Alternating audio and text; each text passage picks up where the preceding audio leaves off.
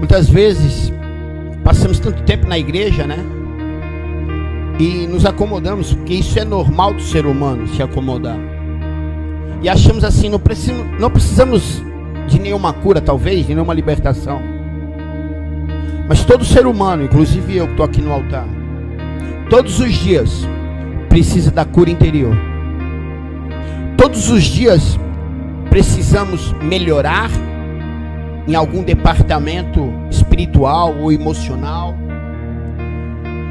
Todos nós precisamos do toque do Senhor, porque o único que tem capacidade de tocar a nossa alma é Jesus Cristo. Somos feitos de corpo, alma e espírito. O corpo nós podemos cuidar, nos alimentamos, nós nos dormimos, praticamos exercício, e aí cuidamos do nosso corpo, parte física. A parte espiritual nós também podemos cuidar. Nós oramos, lemos a palavra de Deus, jejuamos, e nós mantemos esse relacionamento espiritual. Aquele que é do Espírito, alimente o Espírito. Aquele que é da carne, alimente a carne. Então, desses dois departamentos do que o homem e a mulher é feito, nós podemos cuidar. Mas da alma, só Jesus pode cuidar. A alma, nem eu e nem você tem a capacidade de tocar nela. A alma, só Jesus pode cuidar dela. Só Jesus pode tratar ela. Só Jesus pode curar ela. Só Jesus pode libertar ela. Só Jesus transforma a nossa alma. A alma é todas as emoções que carregamos desde quando nascemos até o dia de hoje. A alma, ela é carregada de sentimentos, sensações, de emoções, algo que não podemos tocar. Só Jesus. Então, se nós, seres humanos, cuidássemos melhor do nosso espírito, do nosso relacionamento com Deus, automaticamente a nossa alma, ela é tratada todos os dias, através desse Espírito, através do toque de Jesus. Mas como assim, pastor, o senhor está me falando? Eu vou dar exemplos para você. A depressão é uma doença da alma, onde nenhum médico e nenhum medicamento criado pelo homem pode curar. A dependência química, o alcoolismo, são doenças da alma, que o melhor médico, ele vai dizer para você que a Organização Mundial da Saúde vai dizer que não tem cura, e que não há nenhum medicamento criado pelo homem que pode curar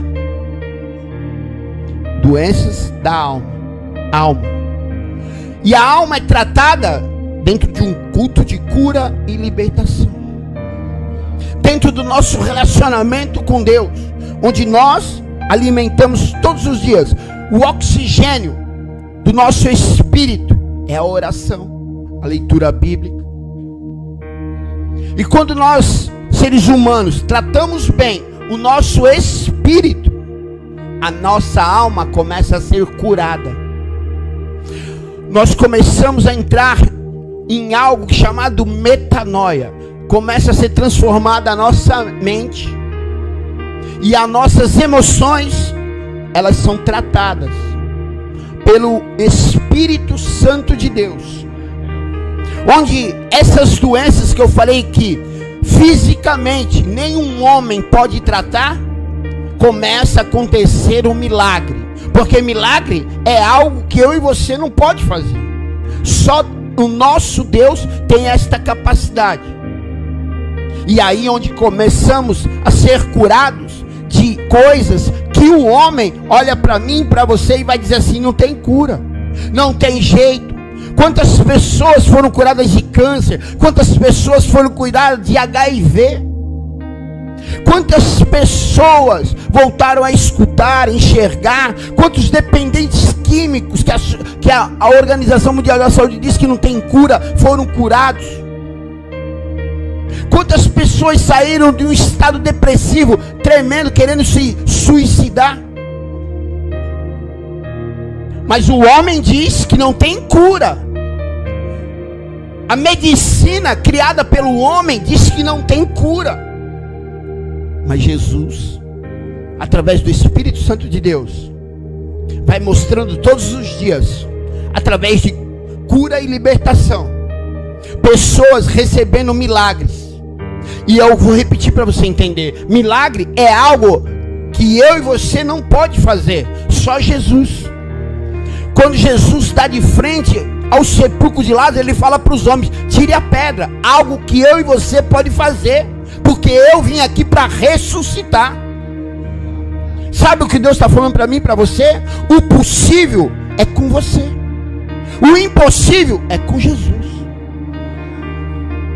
Sabe, muitas vezes queremos que as coisas caiam do céu, e não vai acontecer. Oração é uma palavra derivada de dois sinônimos: orar e ação. Oração. Eu oro, mas eu tenho que agir. O cego Bartimeu, ele toma uma decisão. Ele começa a clamar, e quando ele escuta a grande multidão passando, sabendo que Jesus está naquele meio, ele não enxerga, ele não conhece Jesus, ele nunca viu Jesus, e no meio de uma multidão, como ele ia saber aonde o mestre estaria? Mas ele toma uma atitude: oração, ação. Ele sai da beira do caminho, ele larga a capa, que era a vergonha dele, e ele decide ir para o meio da multidão e começar a gritar em alta voz. Ele toma, eu admiro ele, porque ele agiu com sabedoria. Se ele não enxerga, e ele está sabendo que a cura está ali naquele meio, só que há uma grande multidão, muitas pessoas reunidas, ele toma uma ideia, ele fala: vou gritar, vou chamar a atenção de alguém, talvez ele me escute. A multidão diz para ele calar a boca. E quantas vezes, quando nós tomamos a atitude, uma ação, e aí começamos a interpelar com as barreiras que a vida nos opõe, nós paralisamos e paramos. E nós falamos assim: até tentamos, mas na primeira adversidade nós paramos. Só que esse cego, ele me ensina de novo a sabedoria. Ele continua. Ele fala assim: eles estão mandando eu calar a boca, mas se eu ficar calado a minha boca, a minha vida vai voltar a ser o que? Eu vou voltar para a beira do caminho e pedir esmola. Então ele toma uma atitude de fé. Ele fala assim: eles estão mandando eu calar a boca, eu estou me deparando com outra adversidade. Ele já tinha 3 adversidades assim. Ele não enxergava, ele não sabia quem era Jesus, onde Jesus estava, no meio de uma multidão. É igual você encontrar uma agulha no parede, ele não enxerga. E ele toma a atitude de gritar, a terceira barreira dele. Mandam ele calar a boca. Ele é cego, pedinte, homem que pedia esmola. Cala a boca, vai para o canto. Um homem rejeitado pela sociedade. Mas aí, ele fala: se eu ficar calado, minha vida volta para o quê? Não. E sabe o que ele faz? Ele não desiste. Ele começa a clamar em mais alto. A Bíblia fala que mais alto ele gritou, mais alto ele clamou, porque clamar e gritar é a mesma coisa. Mais alto ele clamou.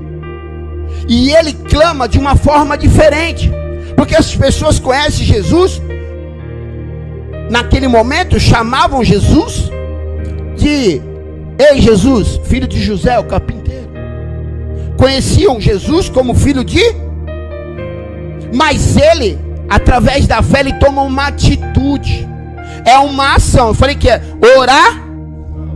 Ele toma uma atitude. Ele começa a chamar Jesus pelo nome do Pai Espiritual. espiritual. Ele fala: ei, filho de Davi, tem misericórdia de mim. Em alta voz. Estão mandando ele calar a boca, mas ele continua gritando mais. Você entende? Para você chamar a atenção de Jesus, você vai ter que fazer coisas que talvez vai incomodar o teu irmão do lado. Você vai ter que tomar uma atitude de uma ação que muitas vezes as pessoas vão olhar para você e vão falar assim: cala a boca, para, isso é fogo de palha. O mundo e a vida não é mamão com açúcar, ela é difícil. E muitas vezes quando você toma a primeira atitude de mudar de vida, você vai se deparar com muitas barreiras. Mas dentro das barreiras você tem duas escolhas: ou você paralisa, ou você continua.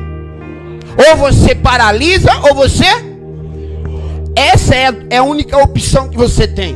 Ele me ensina a, em meio às barreiras e às dificuldades que se levantaram para ele, ele decide gritar mais alto. E ele decide gritar com sabedoria. Ele não chama Jesus como a multidão está chamando Jesus. Você entende que você não pode fazer a mesma coisa que os outros? Você tem que fazer algo diferente para chamar a atenção daquele que pode realizar o milagre nessa noite na tua vida.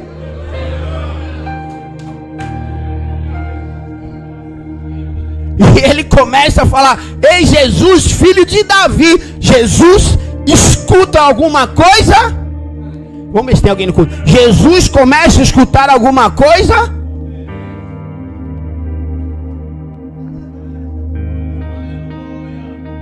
Tem uma multidão seguindo Jesus. E eu vou explicar para vocês o tipo de pessoas que seguiam Jesus na multidão.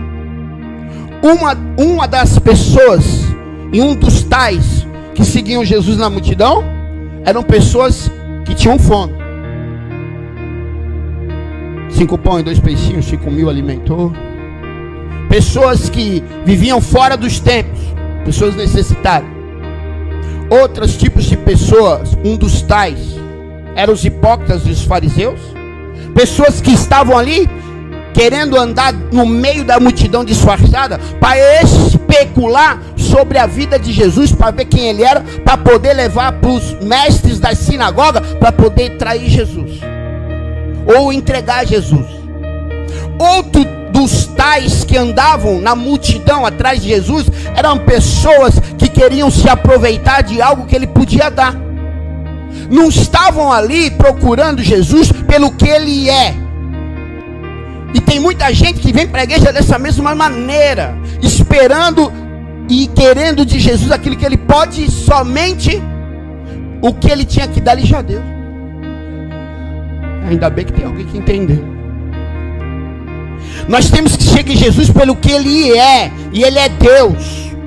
E tudo que ele tinha que dar, ele já deu quando ele entregou a vida na cruz do Calvário, para pagar pelos nossos pecados, ainda quando éramos pecadores. Castigo que nos trouxe a paz. E esse é Jesus, o Deus da paz. E quando Jesus escuta algo diferente, ele para uma multidão. Ele para a multidão. E ele vai ao encontro daquele que realmente está chamando ele de uma forma de... Aquele que está chamando ele de uma forma de... Aquele que está fazendo algo de... Aquele que não parou na primeira dificuldade. Não parou na segunda dificuldade. Não parou na terceira dificuldade. Mas em meio às dificuldades, ele encontrou uma forma de chamar a atenção de Jesus de uma forma. E o que você veio fazer nessa noite?